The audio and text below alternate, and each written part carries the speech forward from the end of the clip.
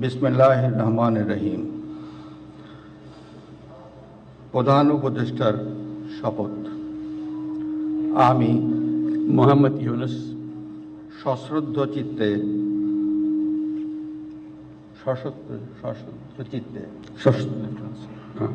সশ্রদ্ধ চিত্তে শপথ গ্রহণ করিতেছি যে আমি আইন অনুযায়ী অন্তর্বর্তীকালীন সরকারের প্রধান উপদেষ্টা পদের কর্তব্য বিশ্বস্ততার সহিত পালন করিব। আমি বাংলাদেশের প্রতি অকৃত্রিম বিশ্বাস ও আনুগত্য পোষণ করিব।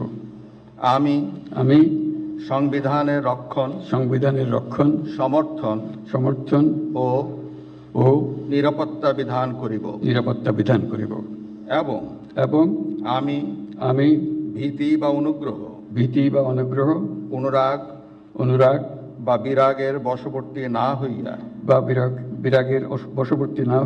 সকলের প্রতি আইন অনুযায়ী যথাবিহিত আচরণ করিব। এবার মাননীয় প্রধান উপদেষ্টাকে গোপনতার শপথ পাঠ করানোর জন্য মহামান্য রাষ্ট্রপতিকে বিনীত অনুরোধ জানাচ্ছি। আমি মোহাম্মদ ইউনুস সশ্রদ্ধ চিত্তে শপথ গ্রহণ করিতেছি যে অন্তর্বর্তীকালীন সরকারের প্রধান উপদেষ্টা রূপে যে সকল বিষয় আমার বিবেচনার জন্য আনিত হইবে বা যে সকল বিষয় আমি অবগত হইব তাহা প্রধান উপদেষ্টা রূপে যথাযথভাবে আমার কর্তব্য পালনের প্রয়োজন ব্যতীত প্রত্যক্ষ বা পরোক্ষভাবে কোনো ব্যক্তিকে জ্ঞাপন করিব না বা কোনো ব্যক্তির নিকট প্রকাশ করিব না। ধন্যবাদ।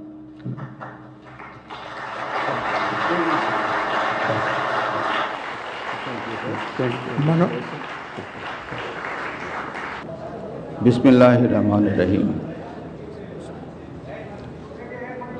আমি সশ্রদ্ধ চিত্তে শপথ গ্রহণ করিতেছি যে আমি আইন অনুযায়ী অন্তর্বর্তীকালীন সরকারের উপদেষ্টা পদের কর্তব্য বিশ্বস্ততার সহিত পালন করিব। আমি বাংলাদেশের প্রতি অকৃত্রিম বিশ্বাস ও আনুগত্য পোষণ করিব। আমি সংবিধানের রক্ষণ সমর্থন ও নিরাপত্তা বিধান করিব এবং আমি ভীতি বা অনুরাগ বা বিরাগের বশবর্তী না হইয়া সকলের প্রতি আইন অনুযায়ী যথাবিহিত আচরণ করিব। এবার মাননীয় উপদেষ্টাগণকে গোপনতার শপথ পাঠ করার জন্য মহামান্য রাষ্ট্রপতিকে বিনীত অনুরোধ জানাচ্ছি। আমি সশ্রদ্ধ চিত্তে শপথ করিতেছি যে